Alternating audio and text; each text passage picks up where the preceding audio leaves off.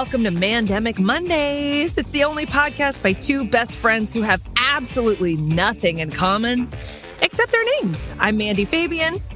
And I'm Mandy Kaplan. We are, in case you did not guess, the Mandys. Every week, we review and debate Netflix releases or other fresh product on TV. That was gross. And we talk about what we do to stay sane during the times we used to call the Mandemic. Yes. I think we also debate. I think we constantly debate life choices, too. I think that's a meaty part of what we do. Absolutely. For example, I hate your parenting. But you know what? Let's not start with that. Yeah. But it is a nice segue. It is a nice segue into the movie that we reviewed this week. Fatherhood with Kevin Hart. A heart-wrenching, gut-wrenching. A Kevin Hart-wrenching, yeah. A Kevin Hart-wrenching comedy, sort of, but not really, but sometimes, on Netflix, starring Kevin Hart and Alfre Woodard and DeWanda Wise and beautiful, I mean, really a stellar cast. Lil Rel. Yeah. Oh, Jesus. Lil Rel. What a charmer. Paul Reiser. Yeah. It's a star-studded cast. It really was. And had really good music. Did you think the same thing? I'm looking at her face. You guys can't see her face, but she's looking at me like, oh my God. And chugging my iced coffee like it's crack. I thought that was red wine, just so you know. I was like, wow, go for it. Yeah. Nice. I loved the music. Yeah. I even have a cue that I want Pete to play. Should we start with a music cue? Oh my God. Let's just skip over all the acting and writing and go right for that fucking great composer. Let's do it. This is not the composer. I mean, maybe it is. But at 46:46, Pete, can you play that song? I know it's been so hard and you don't know what it all means. But don't you ever let go. That is Don't Let Go by P.J. Morton. Yeah. This a cappella, beautiful, heart-filled song, Kevin Hart-filled song that when he is feeling down and lost and he goes to the bar and then he goes to his mom's and this song plays over a montage and it is a gut punch. It was gorgeous. It was a great song. And I actually went and put it into my library. And it reminded me a lot of Imogen Heap, her song, Son of a Gun. It was her big hit. Where are we? What the hell? I'll keep going. Do you want me to just sing the whole thing? Please do. I'm never going to know it. You don't remember this? Okay, I'll text it to you. It's a great song. Okay. Don't remember the name, but it was really good. Yeah, music was great. Mm-hmm. And I found the movie very triggering. Interesting. Holy crap. Honestly, after the first, in the first, what is it, 3 minutes, 5 minutes? I don't even, you find out, I'm going to big spoiler alert if you want to watch this movie fresh. Although it happens in the first 10 minutes of the movie, so you're going to know, but not in the first 5 minutes, you won't know. There's a funeral and a mother has died. A brand new, spanking new mother. And gives birth and dies. Yeah. She doesn't die in childbirth. She dies horrifically and suddenly without any explanation. She just dies all of a sudden after having a baby. Pulmonary embolism. Well, I mean, technically there was an explanation, but not for layman people like me.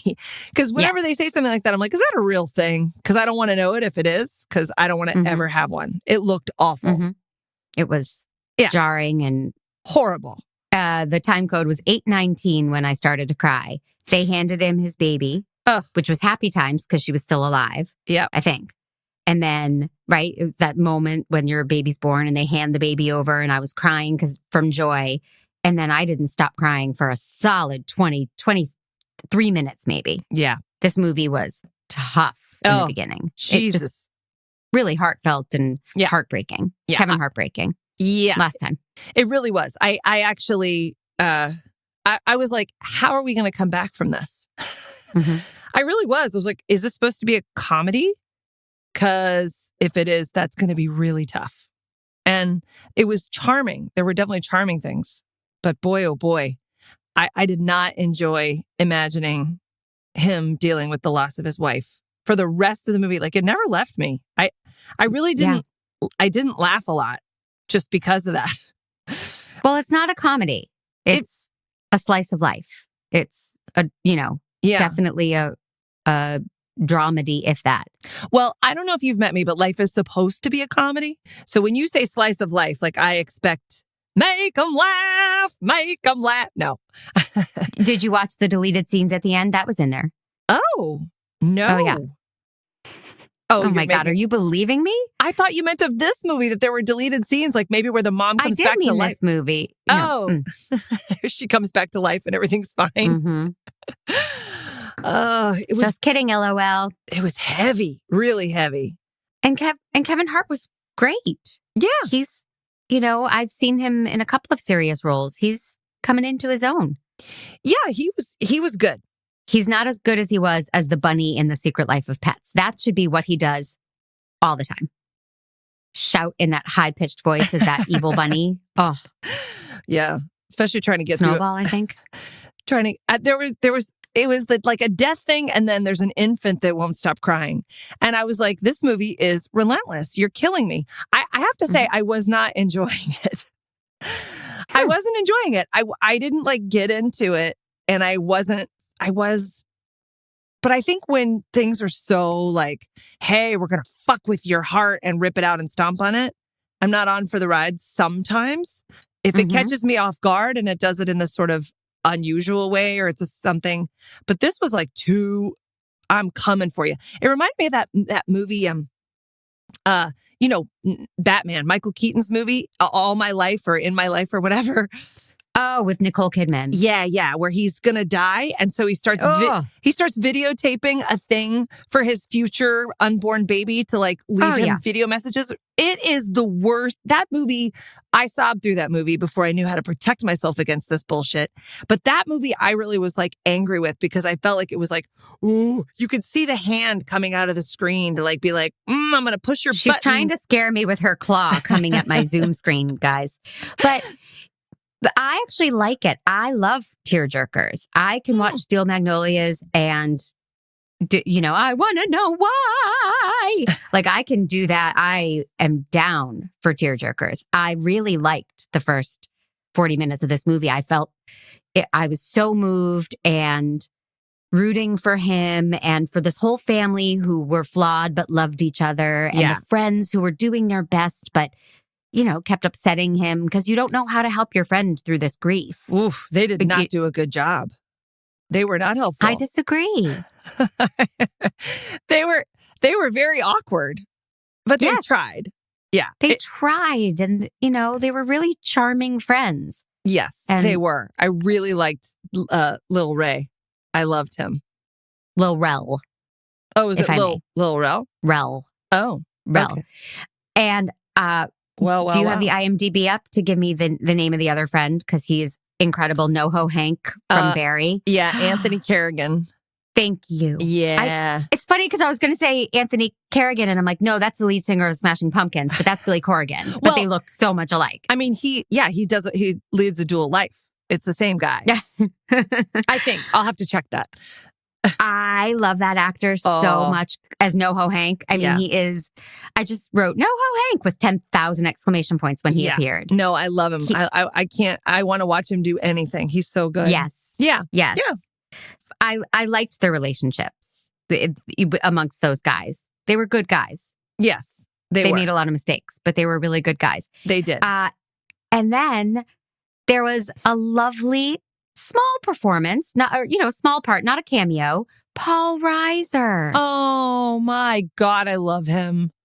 Yeah. Do you remember in my wedding vows when I told Jer that he was my Paul Buckman from Mad About You? Do you want me to send you the wedding video? Do you want to just play my wedding vows right now on the podcast? We might have to. A lot of your wedding is blacked out for me.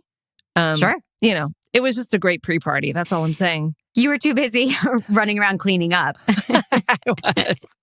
But I have such a soft spot for Paul Reiser. Me too. Mad About You is one of my favorites. And I just think, he's a fine actor who's so funny and charming. And this used him so well. Yeah, he got to be funny and charming. Yeah, he's so natural. And yeah, effortlessly funny. You don't see the funny coming. Right. And he and Kevin Hart had a great chemistry because they had these heavy scenes that I feel they did some improv in. I could be wrong. I didn't read the script. They were both riffing off each other, and they're both really funny, quick guys. Yes. So it was a pleasure to watch their rapport. I also loved watching Kevin Hart with the kid. I mean, I know that's the next section of the movie. I enjoyed the kid part. That was way better. It was the first part that was so heavy that I was like, oh, fuck, kill me now. And I didn't think that all the moments went from like one thing to another. It happened so fast. It was like, feel this now, feel that. And it's like, Jesus Christ, you're coming at me so fast. Give me a minute. So you just said you really liked the second half of the movie. What do you think I'm going to say? You hated the second half of the movie. Hated the second half of the movie. I wrote, I need to prove it. Oh, now it's just a rom-com halfway through? Ugh, so boring. Oh my God, I so preferred that part.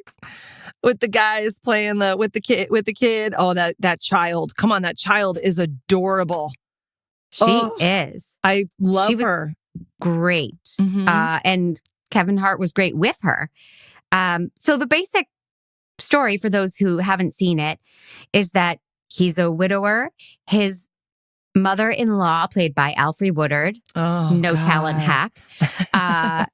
She says, move back to Minnesota. They're in Boston. And she says, move back to Minnesota so we can help raise the baby and you can be around family. And his mom lives in Minnesota too. Which I have to say was sound advice. I mean, being a person who is raising 2 children, I'm like, yeah, guy, go to Minnesota. Like, why do we even have a movie here? Just move to Minnesota right now. Yeah.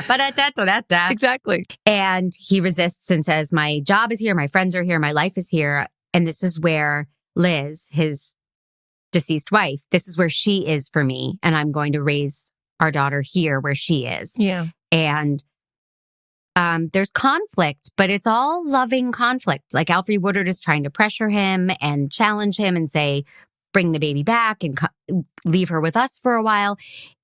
But she's not a monster. She's not a one note, just like, you can't handle this. You're a schmuck. She's perfection. There are moments of it. She's perfection. When I was scrolling through her IMDb to look at her credits, I have a wrist sprain from it. I actually hurt. I have carpal tunnel now because of all the scrolling. God, she has been working forever and has never aged 1 second. And I think she's just perfection. I get such a comfort watching her on screen, just anything she does. Oh, she's wonderful. Although I will say, the one thing I didn't like about the second half of the movie was the conflict with leaving the kid. When he left the kid in Minnesota, maybe I dozed off. I don't know. I didn't understand why he left the kid, and I didn't get why they had that fight, and I didn't understand why he left the kid, except that the screenwriters needed something to happen. Some Dark Night of the Soul stuff. A Dark Night of the Soul, That's what it felt like. That's one of the reasons I didn't like the second half. And then he's in the airport. He's going to go to Croatia with NoHo Hank. And he's sitting in the airport. Which is dangerous. That guy's a dangerous hitman. I know. And then in some of the worst acting and scripting I've ever seen, he's sitting in the airport. Do you know what I'm going to say? An 18-year-old girl is sitting 2 seats away on the phone with her parents. Yes. And she's like, no, Dad, I'm not nervous to go to college. I'll be fine, Dad. Yeah. And then Kevin Hart gets up and runs back to his daughter because it's really bad. I felt like there was a lot of that in the beginning of the movie too, but that sort of obviousness, I did feel like was in the beginning. But yes, I agree with you that I knew you would hate that. The whole premise of this movie seemed to be, in the beginning, summed up by Paul Reiser's character. And let's listen to this clip at 1929. Pete. You're taking care of her? That's correct. All right, good. Well, great, okay. You don't think I can do it? It's not that I don't think you can do it. Because I'm a man? No. See, what is it that a woman has that a man doesn't? Patience, emotional vulnerability, breasts. Some men have breasts. I'm gonna let that go because you're grieving. Listen, I love babies. I have 3 of them myself. They're not babies anymore in the picture, but when they started, they were babies. And I'm telling you, it's brutal. It'll wipe you out. Did you have solid poops yet? No. Nope. I'm dealing with the creamy shit. Enjoy the creamy shit. It's a big jump. When you get to solid poops, it's not a picnic. Okay. Save that, put it with your roses and your flowers, because it's packed with nutrients, that stuff. Now that you've all heard it, the basic premise is like, you're a man, you can't handle this. And Paul Reiser's like, because women have vulnerability and women are organized. And I find that really antiquated, really bizarre. Like the thought that like being a single parent grieving your spouse. Yeah. No one can handle that. No, that's true. Man, woman, giraffe, no one can handle that. So this movie kept hammering that point that he's a man and men can't handle it. Right. Well, men can handle it, but women are better. That's all. Well, I don't know. I mean, but the points, here's what I'll say. The points that he made are true. Like, I mean, at least in my house anyway, Patrick is a wonderful dad, but like once our girls hit teen years, it needs to be mama at the forefront. Now, I'm not saying a dad can't do it. And also, I did not have a father who's like that. Like my dad, is like, I can order breakfast and, and that's it. Right. Like, that's the most I know about him from the last 8 years is what he has for breakfast. So I was hoping this would turn into a podcast about our daddy issues. It always does. I mean, I think we're going to rebrand the show. And how can you have daddy issues? Your dad is so tender in the bedroom. He's such a good kisser. I don't know why you have problems with him. Okay. Oh my.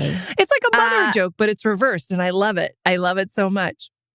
Yes. I hope your dad doesn't listen to this, does he? Not that I know of. Okay, good. Because he doesn't respond to any of my texts. And I worry that I'm hurting his Do the words restraining order mean nothing to you? Nope. So there's this one sequence. I'm going to stick with this point for a minute because it went too far at minute 29 and 50 seconds, Pete. Where's Mom? Oh, Mom's an astronaut training in NASA. Where's Mom today? Oh, Mom is serving time in San Quentin. Where's her mom? Me, I can't wait till Monday comes so I can get away from my kids screaming. Wow. I bet they probably psyched to get away from you, too. The Where's Mom montage. Everywhere he goes, oh, where's Mom today? No, Mom. Where's Mom? Oh, come on.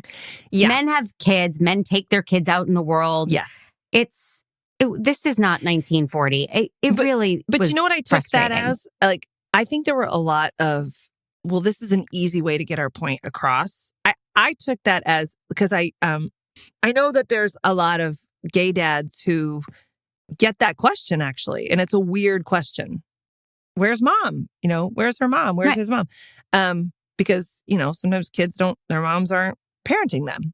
So I thought of that less as he just happened to walk into these places and that's the first question that he gets everywhere he goes, but that it is a question that is common for a dad with a baby. Because I think that is a thing. Oh, I don't know what kind of person says it. You know what I mean? I don't know if they're just trying to make fun conversation, because I do think people assume that a guy's helpless with a baby still, even though that's not in our circle and not in LA, because, they're all a bunch of superior specimen. Oh, I was going to say, weaklings, but yeah. Well, my husband does listen to the podcast, so I will say they're all handsome. No, of course you have to, but he's soft too. I mean, whoo, God. That guy, so emotional. No, I'm kidding. But, I do think there's still that assumption that men are going to be hopeless with a baby. So they're probably then they don't have to sort of drive. That's what I don't like, is the obvious kind of like driving that home so directly. And I didn't believe for a second that a guy who wanders into the parenting class, that teacher who's leading it is going to be such a bitch. Like I think she was, as an actress, I hope she made a different choice and the director said, be more angry, because there's just no way she would have been that pissed. No. That didn't read for me at all. And I love, he walks into a support group and they're all sitting around bouncing their babies and they're like, I'm sorry, sir. It's for women, moms. And he does a very funny monologue about the different kinds of poop his baby daughter has. And I liked it about, like, he had names for them. And it was a cute speech about how out of control he felt. I love that you love that speech. Do you know why? Because I'm obsessed with poop? Because I hated that speech. You did? I did. I didn't. Oh, God. And my daughter even shits all over me in the hotel room. Like, she's done the spraying shit, but I'm like, ugh, we've heard it. We know. Get it. You know, I mean, it's not my A material. I wouldn't write it in my star-studded feature film, you know, but I think, you know, clearly my tastes are just very refined. Okay, larder. That was all right. Improv. That was spontaneous improv, and it was a natural occurrence. I didn't do it so people would laugh at it. But you told me about it on a podcast so people would laugh at it. Was this thing on? Was the microphone on when I said it? I'm sorry. So while we're talking about hack jokes, there was one in this that is, I'm so sick of it. It's along the same lines as he's right behind me, isn't he? Which I know we've talked about previously. Yeah. This is the whole like, is someone cutting onions? Someone must be cutting onions. No. It's just allergies. No, don't. We've seen it.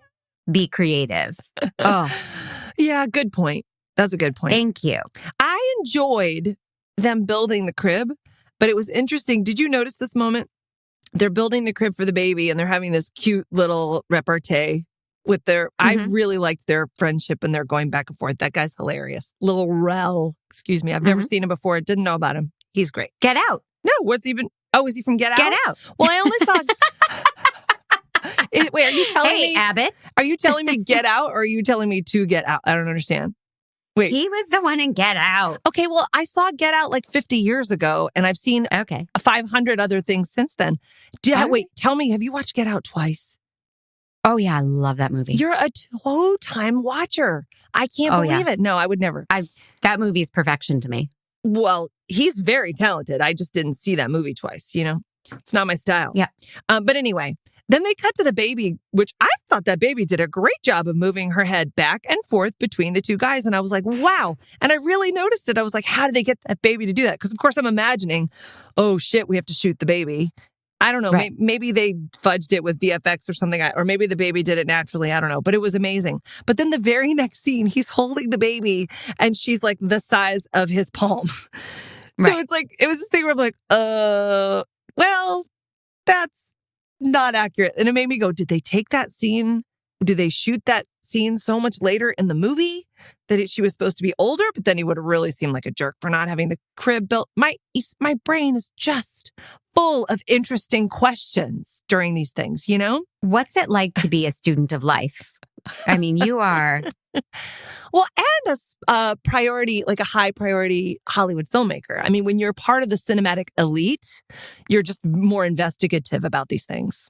You know what I found? The cinematic elite often label themselves as such and announce it. That's so weird. They do. So you fit right in. Oh, I don't know. Is this thing on? I didn't. I feel like, well, I'm getting there. I mean, I don't think I have the right to say it yet. But, you know, when I do, I'll let you know. One thing I noticed in this movie, there was a lot of cursing around the baby and cursing around the kid. Yes, I approve. Do you? Mm-hmm. Do you swear around your girls now or did you swear around them then? All the time. What was your policy? I've always sworn around my kids. So much so that my kids say, Mom, language. And it's totally worked because they don't curse. They have a real propriety about it because I don't let them curse because it's like anything. It's like, you know, having sex and smoking crack, like you'll do it when you're older. You know what I mean? You have to wait. That's a privilege of being an adult. And so when you're older, you can curse. So I didn't even notice it. But tell me what, you don't have that policy at all. No, we didn't curse. We don't curse. I mean, every once in a while. And now that Casey's 11, it's okay to me if he hears cursing. Yeah. But we don't curse in the house. We don't we just don't do it. And we never have. But I have a friend who is such a potty mouth, and it's not you. I'm not doing that thing. But she is fuck off. Her favorite phrase is Jesus fucking Christ. And she says it all the time. And she's got 2 kids and they're always hearing it. And every time I wince and I'm like, oh, I'm very sensitive to it. But I think I'm the Tipper Gore here. Well, you're just not as French as me and your friend. We have the Oui. Yeah, we have the French. We raise our children like the French do. Mm-hmm. Which is largely ignoring them while we smoke. It's worked. And they are both adept mimes, which is just fantastique. I get a little tired of the Jerry Lewis specials we have to watch, but is that even still a thing? I don't know, but it so makes you extremely continental. I like it. Thank you. Merci. Yeah, I didn't even notice that. I also really loved the way the girlfriend, I thought it was cute that they came up with the name Swan for her. And that actually weirdly made me, I don't know why that moment made me think, is this based on a true story? It made me wonder if somehow the writers had known someone who was in this scenario. How fun that a movie makes you go, it had never occurred to me that you would date someone who is the same name as your dead spouse. Yeah. Right? That's a pretty cool, I don't think I've ever seen that. No, when Jeremy goes, I'm going to find someone named Enrique. Well, right? But you just find anybody and call him Enrique. I think that's the beauty of it. You know what I mean? That's okay by me. Yeah. But I know some really fine Enriques too. So we can. Okay, good. Yeah. I'm keeping a list for when our husbands die. I'm already scouting and taking applications. So if anybody wants to, put their name in, they can. And where can they send their application? To MandyFab1 at MandyFab on Instagram. Yeah. Or you can find me on Facebook too. Because Twitter, I don't even go on Twitter anymore. Yeah. And if anybody wants me to fix them up for the demise of their future spouse, it's at Mandy_Kaplan_Clavens. It's just good to be prepared. Absolutely. I love it. I'm a planner. You're such a planner. I mean, I can't believe that you would know. You already know. I guarantee you already know what you're having for lunch tomorrow. Pretty much. Yeah. Mm-hmm. But you are not prepared for Jeremy's obvious, untimely demise. It's interesting. Nope. Okay. Do you have any other insights on this film, or should we? I don't think. Would you recommend it? I guess that's where we go to man jobs, right? There you go. I was along for the ride, but I was a little annoyed on the ride. But I do like Kevin Hart. I think I wanted to laugh more. And it was so sad that I was like, ugh. But not hopeless sad. Not as sad as all of the movies that were released this year, coincidentally, after a giant pandemic. So I'm going to give it, you know what? I'll give it 3.5 man jobs. Okay. And a box of tissues. I just didn't love it. I stopped myself from crying. I was like, no, you got to earn it. I cried. I would have preferred Kevin James, but that's always me. I just love Kevin James. No. No. I thought it had promise and then did not deliver on that promise. It was really a movie of the week. It was like a very, very poor man's Kramer versus Kramer. Yeah. Complete with the falling off the jungle gym and the running through the hospital. It was just, yeah. It really, it didn't get there for me. And I don't know quite why. So I was going to say 2.5 man jobs and a box of tissues. Yeah. Maybe we should meet in the middle. I think a solid 3. Yeah. Because I think I'm being overly generous. And a travel pack of tissues. I'm being overly generous because I'm like, I can't believe that I'm not loving these movies because I want to love them. Of course. I really do. And I don't know. It's a bummer. It's a bummer because it takes so much to make a movie and so much money. And you go, what happens to people? How is it that they do all this work and they come up with something that's meh? But maybe I'm just jaded. I don't know. I wanted to love it. Not everybody can be a cinematic elite filmmaker like you. One thing I thought, thank you. A Cinemandy filmmaker, a Cinemandic, maybe? Am I Cinemandic? What? Did I just do that? Yes, I did. You're welcome. It's like a kiosk in the mall that sells candy or something. I don't know. Cinnamon candy. Yeah. I also want to applaud Kevin Hart for his workout ethic, because I noticed several times how muscular he is, especially when he's, walking through the hospital or walking anywhere. I was like, that guy works out. That he's built like a brick shit house. So good for you, Kevin Hart. Even if, I didn't love your movie, your bod's rocking. Tiny, tight tees is what he wears. He wears tight tees. I was laughing. I was like, how many dads do I know that actually have muscles like that? Zero. And certainly not single dads. Do you know a lot of single dads? Should they be on my list? Well, I'm hoping some of them will reach out via Instagram. Yeah. All right. We'll be here. Yeah.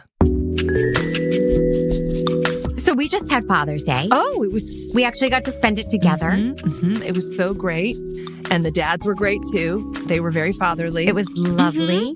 And for my dad for Father's Day, I sent him 2 books by Jake Tapper, the newscaster on CNN. Yes. Whom I think, I just think he's cool and smart and center in his politics. And he has written 2 novels, 2 like fun fiction, historical fiction about the Rat Pack and the 60s and the Kennedys and fiction. And I sent them to my dad, and I said to my dad, you read the first one. I'm going to listen to it on Audible, because Jake Tapper does the narration himself. And I heard him in an interview, and he's like, I tried to imitate the Kennedys, and he was so funny. And like, I just love him. So I'm going to listen to Jake Tapper's novel on Audible. Oh, I love Audible. If anybody else wants to go and try a book on Audible, go try to listen to Jake Tapper's novel, you can go to www.audibletrial.com/mandemic, and you will get a free first month trial of Audible, and you get to pick a book. And then if you, at the end of that month, you don't want to continue with Audible, you get to keep that book for free forever and ever in your Audible account. It's amazing. But you're going to want to keep Audible. Oh, you will. I mean, it's just life-changing. Because podcasts, indispensable. Yeah. Aside from this podcast, there's really nothing else out there. So you got to be able to reach for an Audible book. Am I right?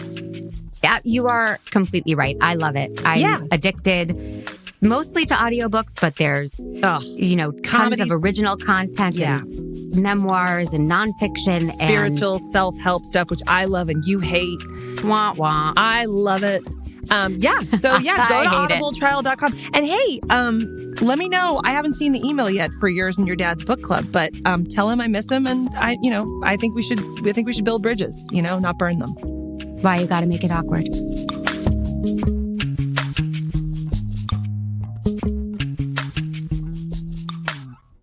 I have a bone to pick with you. Oh, I'm so excited. Although I know something about you. You don't eat food on the bone. That's true. You can't even use that metaphor because you don't do it. It's like an impossible bone, like a beyond bone. Yeah, okay, you have a beyond bone to pick with me. Beyond bone is a great name for like a porn. But anyway, go ahead. Let me take a note. When we first started this podcast journey together a few months back, and you were reading a book that you loved and raved about it. And I texted you and said, is this the name of the book you loved? And you said, yes, it is. I loved it. And I, like a dumbass, downloaded it and read it. It's called When We Believed in Mermaids. Yeah, I remember that book. Is that the one she finds her sister, right? Isn't that the one where she goes to Australia and finds her sister? New Zealand, and who cares? Okay. Well, but the hot guy, there was you weren't titillated by, what was his name? Enrique or Jose? Javier. God, I love the guitar player who was sensual and fucking, come on. I loved Javier. You made it sound like a not a fine novel. No. I knew it was more of a beach read, and I understand that, but it wasn't a good one. What? It was not good. So, well, that's just, again, we disagree. How are we ever? I mean, how do we stay friends? We're fighting all the time. I know, but it's the sexual tension. It keeps it alive. You're right. It's very hot. And then, okay, so that's just my Beyond Bone. That's not my Okay. actual thing that I'm bringing to tell you about that I'm doing to stay sane. And it's on you because don't ever take my recommendations. I mean, I shouldn't. yeah, I should never. you should go the opposite direction. I should have burned the book in my Kindle. I should have burned my Kindle before downloading it. So I, as you know, I'm in a musical theater frame of mind. I'm in my rehearsals, and I can't stop listening to the Broadway soundtrack of Six. Have you heard Six? No. Your girls, I'm giving you a guarantee they will love it. So if you don't want to hear it on repeat all day long every day, you might not want to introduce them to it. My girls love every single Broadway musical. They will play it until it's like knives in my ears. They will relentlessly torture me with it. So yeah. I had heard it and thought, oh, this is really clever. I like this. And then forgotten all about it. And then I was teaching my group of girls who are the same age as your girls, a bunch of fourth grade performers. And they were like, oh, we love Six. You got to play Six. And we started listening to Six in the class. And I got so wrapped up in it all over again. Now I can't stop. It's on repeat all the time. Casey loves it. What is it? It's the story of Henry VIII's 6 wives. Oh. And they rip off the Cell Block Tango from Chicago, and they're like, divorced, beheaded, died, divorced, beheaded, survived. But then each woman gets to tell her tale through a song. And it's hip hop, and it's brilliant. It's clever. It's fun. These voices are from heaven, these 6 ladies. And it was running on Broadway when the pandemic hit and it closed. Oh. But I think it's coming back. And it's a really special entity. And I love it. And I'm recommending it to all. Oh my God. That's so exciting. I hadn't heard of it. But I'm at least glad to hear that it's new. So it's not like just me being stupid about musical theater. That sounds really, it was a really big cool. West End smash, and then it opened here and had to shut. I think it would be fun if they did like a double header and they had like, you go and you see 6 and then you go have lunch and then you come back and you see 9. Like that would 69. Well, it would make an evening. It has. Yeah. What a musical theater joke. I enjoyed that very much. Thank you very much. It happens sometimes. What have you been into? I'm listening to Chameleon, which has a season 2 out now. Yes. Have you listened to it? Yes. Okay. So I just started it, but like I am thrilled. Like episode 1, I'm in. Like I actually want to stop talking to you right now and go listen to it. It's been a while since I got sucked into a podcast. I've been like sort of drifting in podcast world. But this is very, very exciting. The first one was the Hollywood Con Queen. Yes. This one is a totally different story and a different journalist. Yeah. So what it seems like is they were like, we're looking for stories so we can put out content under this umbrella, but it has nothing to do with the first season or the people who produced it. And actually, I listened to the trailer and I almost didn't listen to season 2. Yeah. Because I hated the trailer so much. And when they introduced it and they were like, you're going to listen to a different journalist. I was like, I literally in my head did a Shecky comedian, like, we'll see about that in my head, like, and take my podcast, please. I'll see. Yeah, exactly. But then I'm so in now. I can't wait to keep going with it. Yeah. It's in Vegas and there's money laundering and we're not quite sure what else is happening. Lots of characters. Lots of actual audio. A lot of people wearing wires, which is great for podcasting. Oh, God, yes. Yeah, I think we should start doing that, like make some very personal phone calls and then record them. And we'll use them on our podcast. And then we'll know who's listening. Burn these friendships to the ground. Ooh, I like that. Oh, yeah. Yeah, it's a great litmus test. We're like, oh, did you hear episode 7? Interesting. Ooh, we could ruin lives. My God, yes. Diabolical. Oh, yeah. And other than that, I'm like, I'm still working on the movie and doing a trailer. So that's thrilling. And then cannot wait. Can I tell you, I'm now like really, truly for the first time a full-time mom. And it's amazing how strict you are when you have other parents and people like, you're like, hey, pick that up, do that. Or like, no, you can't have that second piece of candy. And I swear to God, when it's just you, you're like, Yeah, let's have banana cream pie for breakfast. It's kind of, I feel like I'm going to reference Michael Keaton again in a Mr. Mom, which is maybe my all-time favorite male in a parenting position. Maybe we could watch that. Much better than him dying and making videos for his kids. Jesus Christ, I know. Oh yeah, he's been in a couple parenting things. Well, I guess it's a thing. It's all full circle. Yeah. You started the podcast by saying that you knocked my parenting choices. I find that interesting. Projecting much? Oh, I don't know. Do you well, read my blog. You'll see. It's more complex than that. This is good. We have an exciting announcement about what we are watching for next week. Yeah, I think everyone's going to be very pleased. We're going rogue. Yes. It's still on Netflix, but we're going to do it's not it's on HBO Max. We're going rogue away from Netflix. On HBO Max is Hacks, starring Gene Smart and Hannah. I don't know her name. I don't know her name either. I will say we are doing this because one of our loyal listeners, Michael Ahrens, wrote in and said, I want to hear what you guys have to say about Hacks. I'm loving it. I want to hear your thoughts. So we really will basically do anything to please people. Yes. We will completely pander. We have no moral code. Oh, yeah. That's been said. So pitch us ideas and we'll do them. Yeah. I'm actually really excited to watch this one because it's Lorraine Newman's daughter. Oh, I didn't know that. Yes. The woman who plays the young thing, it's her kin. So she's got to be brilliant, right? We will find out. We will see. Oh, well, this is good. I'm excited. This is great.